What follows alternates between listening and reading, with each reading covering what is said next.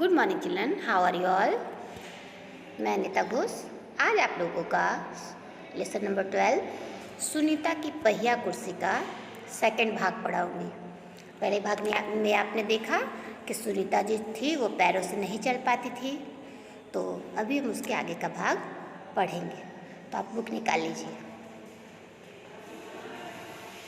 अंत में सुनीता बाजार पहुंच गई थी। आपको यहाँ तक पता है कि उसकी माँ का व्यवहार उसको समझ में नहीं आया था। अंत में सुनीता बाजार पहुंच गई। दुकान में घुसने के लिए उसे सीढ़ियों पर चढ़ना था। उसके लिए यह कर पाना बहुत मुश्किल था। आसपास के सब लोग जल्दी में थे, किसी ने उसकी तरफ ध्यान नहीं दिया। अचानक जिस लड़के को छोटू को अगर चिढ़ाया जा रहा था वह उसके सामने आकर खड़ा हो गया। मैं अमित हूँ। अब उसने अपना परिचय दिया। क्या मैं तुम्हारी कुछ मदद करूं? मेरा नाम सुनीता है। सुनीता ने राहत की सांस ली और मुस्कुराकर बोली, पीछे के पैडल को पैर से जरा दबाओगे? हाँ हाँ जरूर, कहते हुए अमित ने पीछे का पैडल उसका दबा दिया।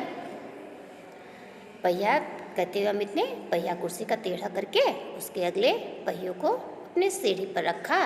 फिर उसने पिछले पहियों को भी दबा दिया। तो देखो यहाँ नीचे पिक्चर बना हुआ है कि वो मार्केट गई थी और वो सीढ़ी पर नहीं चढ़ पा रही थी, तो उसने अमित से मदद मांगी। तो अमित ने पीछे का पैडल थोड़ा सा दबा दिया।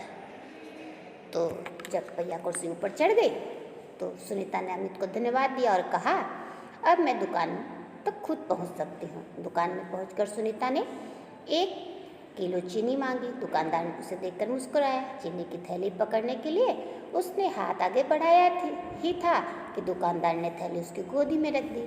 सुनीता ने गुस्से से कहा, मैं भी दूसरों की तरह खुद अपने आप को सामान ले सकती हूँ। उसे दुकानदार का व्यवहार बिल्कुल अच्छा नहीं लगा। चीनी लेकर सुनीता और अमित बाहर निकले। लोग मेरे साथ ऐसा व्यवहार करते हैं जैसे कि मैं कोई अजीब और गरीब लड़की हूँ, सुनीता ने कहा। शायद तुम्हारी पहिया कुर्सी के कारण ही वे ऐसा व्यवहार करते हैं, अमित ने कहा। अमित उसे समझाने की कोशिश करता रहा कि कोई तुम्हारे साथ अजीब व्यवहार नहीं करता, तुम पहिया कुर्सी के ऊपर चलती हो इसीलिए लोग ऐसा करते हैं। पर इस कुर्सी में भला ऐसी क्या बात है? मैं तो बचपन से ही इस पर बैठकर इसे चलाती हूँ, सुनीता ने कहा। अमित ने पूछा, पर तुम इस पर क्यों बैठती हो? मैं पैरों से चल ही नहीं सकती। इस पहिया कुर्सी के पहियों को घुमाकर ही मैं चल फिर पाती हूँ, लेकिन फिर भी मैं दूसरे बच्चों से अलग नहीं हूँ। मैं वे सारे काम कर सकती हूँ जो दूसरे बच्चे कर सकते हैं, सुनीता ने कहा। अमित ने अपना सिर नाम हिलाया और कहा, मैं भी ये सारे काम कर सकता हूँ जो दूसरे बच्चे कर सकते हैं, पर मैं भी दूसरे बच्चों से अलग हूँ। इसी तरह तुम भी अलग हो।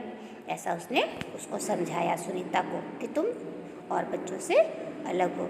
सुनीता को छोटू की बात बहुत अच्छी लगी और उसने इस बात को अच्छे से समझ भी लिया। फिर उसने उसे समझाया कि ये पहिया कुर्सी पे चलने की वजह से हम लोग दूसरे बच्चों से अलग हैं। तो बच्चों, इस कहानी से हमें ये पता चल रहा है कि एक लड़की है जो कि सुनीता नाम की है और वो बाज़ार जाने के लिए अपनी मम्मी से कहती है कि मैं बाज़ार जाऊंगी, और उसकी मम्मी उसे इजाज़त दे देती है। वो इसलिए पूछती है क्योंकि वो पैरों से चल नहीं सकती थी और हमेशा पहिया कुर्सी की सहायता से चलती थी, लेकिन आज वो अकेले बाज़ार जाने वाली थी, इसलिए वो बहुत ही ज़्यादा खुश। तो यहाँ पर सुनीता के बारे में बताया गया है कि वो पैरों से चल नहीं सकती थी और जब उसे इजाज़त मिली कि बाज़ार जाना है तो वो अच्छे से नहा धोकर तैयार हो गई। रास्ते में उसे छोटू मिला जो उसने उसकी मदद की और उसके बाद उसने उसको धन्यवाद भी कहा।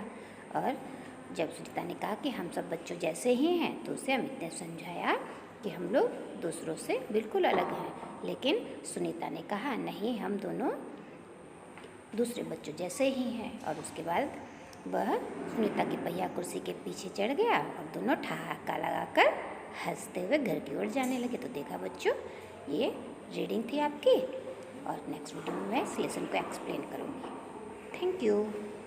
तब तक इस लेसन को आप पूरा पढ़िए और अच्छे से समझिए। घर में रहिए, सुरक्षित रहिए। Thank you.